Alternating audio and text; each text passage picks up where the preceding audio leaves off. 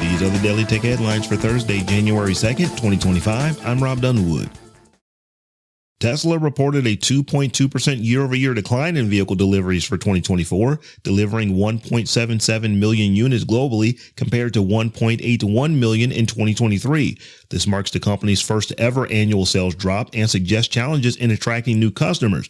The underwhelming performance highlights the limited impact of the Cybertruck, Tesla's first new major model since 2020, on boosting overall growth.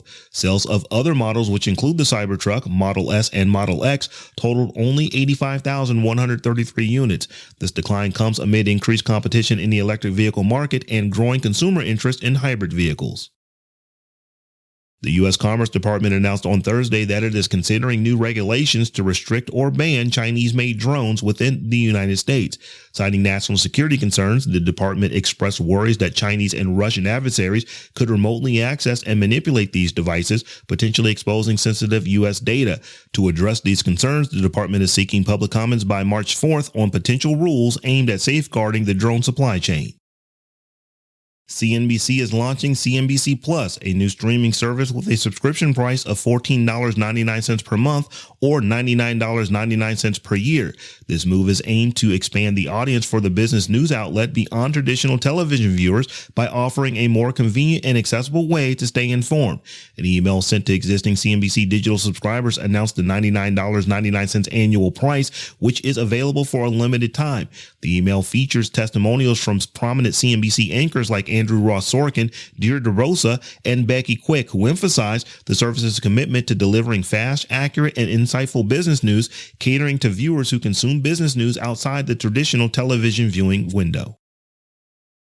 Telegram has released its first update of 2024, introducing several new features. These include a new account verification method that allows third-party authorities, such as food quality regulators or educational consortiums, to verify accounts. This expands upon Telegram's existing program for verifying public figures and organizations. Accounts verified by third parties will be distinguished by a new logo, replacing the standard blue checkmark. The update also includes enhanced message search filters and the ability to convert gifts received within the app into non-fungible tokens. Social media platform X and video sharing platform YouTube have not yet applied for social media operating licenses in Malaysia under a new law that took effect on Wednesday. The Malaysian Communications and Multimedia Commission reported that X claims its Malaysian user base falls below the 8 million user threshold required for licensing. The MCMC is currently verifying this claim. Google has expressed concerns to the MCMC regarding the classification of YouTube's video sharing features within the licensing framework. Alibaba Cloud has significantly reduced the price of its AI visual reasoning model, Qwen VL Max, by 85%.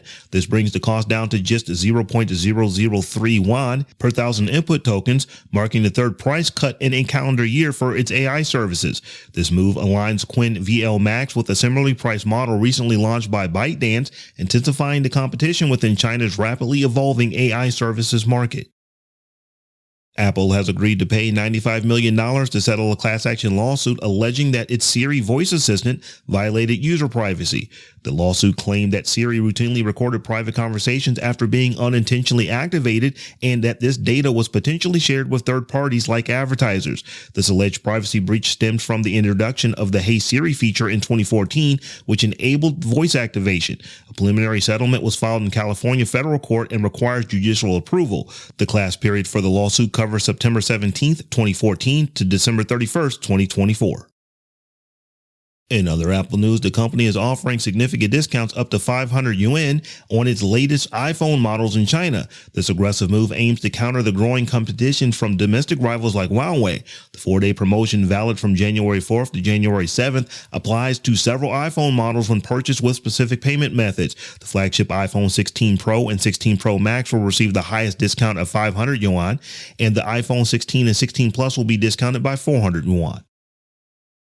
And finally, Spotify launched its new partner program Thursday, enabling popular podcast hosts to monetize their video content. This program, initially announced in November, expands earning opportunities for creators beyond advertising revenue, including payouts for video content.